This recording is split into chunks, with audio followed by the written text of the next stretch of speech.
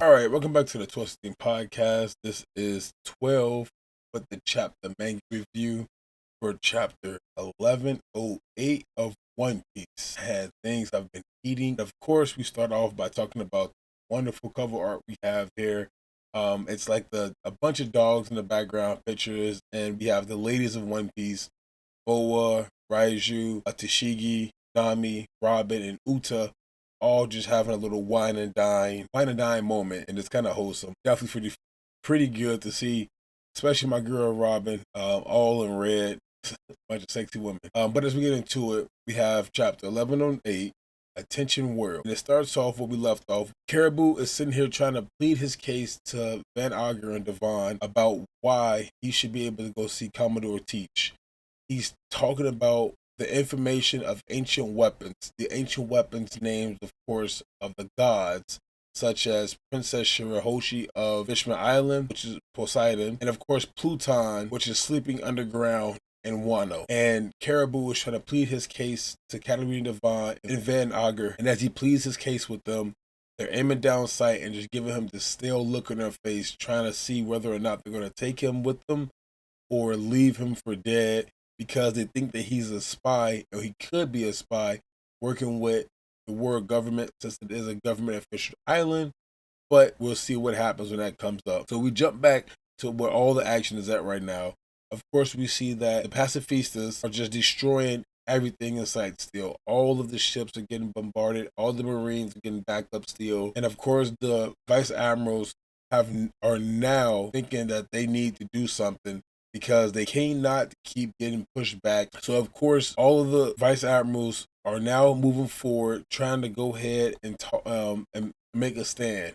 We start off with Vice Admiral Tosa, who takes in a charging way as he uses his 10-finger barrel finger gun that rips through armor to try to get to Bonnie as she's on the back of Frankie flying away, because the Marines now see Bonnie as a complete threat to the world, because she's able to control all the pacifistas. And just as Vice Admiral Tosa gets close enough, right there behind Bonnie and Frankie, he gets crushed immediately by a giant axe. And there's none other than Dory and Bragi of the giant pirates Elbaf that are here to protect and save any members of the Straw Hat. They have been looking at the wanted posters, of course, which is pretty good to see. But as they look around, they only see probably one face out of all the faces they see that is a crew member, and that's Frankie's. Other than that, you have Atlas around still, you have Bonnie on the back, and they're not really crew members. So they start talking a little bit and trying to fill them all in with everything. Of course, we see Kuma with them as well, and Bonnie gets to talking to the giants of Elbaf, just telling them that Luffy, Sanji, and Vegapunk are still back there trying to hold their own against Kizaru and Jay Garcia. The giant pirates of Elbaf get the orders from Dorian Bragi to go take those four, Atlas, Kuma, Frankie, and Bonnie, back to the ship so then they could get off the island and escape. And they take off to walking to go towards to help out when it comes towards Luffy and Sanji having a fight right now of their life. That also leads us to seeing more vice admirals coming towards, such as Vice Admiral Dahl, who was under the ranks of Jaguar D. Saul 20 years ago. And of course, as they're all approaching, we cut away to see that Jay Garcia is in full-on demon spider mode still, and he is not letting go of this form. He is not going back to his human form, and he's facing off right now with Sanji, as Sanji looks on, trying to figure out what he wants to do, and Luffy is trying to figure out how he can save Vegapunk. Luffy, of course, being Luffy, decides, hey, you know what, Sanji? Hey, we see that Jay Garcia has this poison coming from his body that's oozing from that. He has a strange look inside his eye. The venom, of course, is coated, and he's just on a path of destruction now. And as he starts swinging and trying to get towards Luffy, Vegapunk, and Sanji, Luffy gives the orders to take Vegapunk and just dart away. No matter what Vegapunk says, do not stop, not turn around. Sanji, get him out of here. And as they start going and flying away, a light beam sword comes out of nowhere after Sanji gets kicked in the face by none other than Kizaru. The sword goes right through Vegapunk where he just got stabbed at from Jay Garcia. And of course, Luffy is in Gear 5 full-on Nika mode, snaps. He goes into his giant form and he grabs Jay Garcia by the face as well as Kizaru in the other hand, and he's holding off them two right now.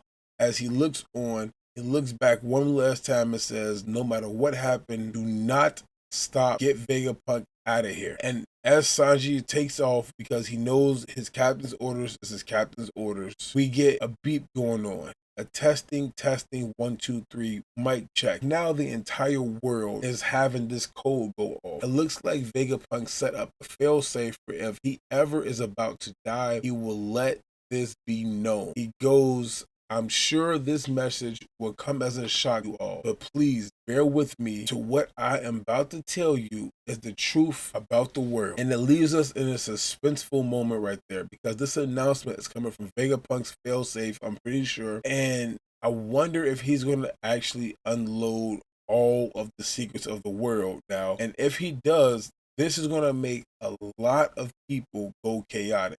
A lot of people are going to have a riot. They're not going to be ready to hear what has to happen, what went down with the world, the 800-year void century, of course. And on top of that, we have the Elbaf pirates now here on the island, and they know of Jaguar de Sol, or at least an archaeologist that they know of, who could be Robin's mother. So a lot of information was given to us throughout this chapter.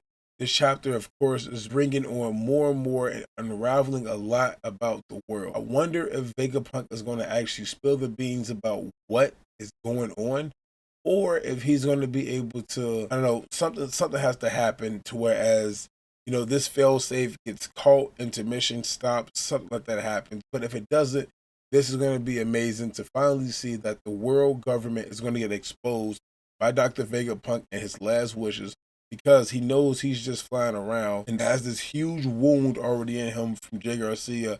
On top of that, the light beam that went through him by Kizaru. Not to mention, I wonder if that light beam that went through him actually closed the wound up that Jay Garcia created, because it is light and it went inside of him in the same exact wound. So Kizaru could be playing both sides of the field right now, not trying to see his long-lasting friend get hurt, but as well as just seeing Vegapunk off, at least to hold off just a little bit longer. Because now that Luffy has them both in his clutches, things are about to get serious, as well as Dory and Bragi walking towards the peak Nika up, the sun god himself. Next chapter is going to be really full of a lot of information and maybe a lot of action too. I can't wait to see what Oda does. But man, Luffy is him. He's not letting them escape. He has Kizaru and Jay Garcia both locked down for now. Another great banger chapter. Man, just don't miss. He don't miss. And I'm really interested to see what's going to happen with Caribou. Will Caribou be able to go to Blackbeard? I mean, I know his entire thing was him being a bad boy, all this stuff like this. So will he be able to get his brother back and take his brother to go over and see and find Blackbeard and join the crew finally? So I'm ready for 1109 already, but this is coming out to be something amazing. If you guys enjoyed this video, of course, do me a big favor, hit that like button down below, hit the subscribe button if you already are not subscribed to the 1216 podcast. We are trying to drop content, as much content as we can to get out there to you in a timely manner, as well as giving you the the best information that you could probably ask for. So if you're rocking with us, hit the notification bell so you get notified every single time that we drop a banger. And of course, it's 12 signing off.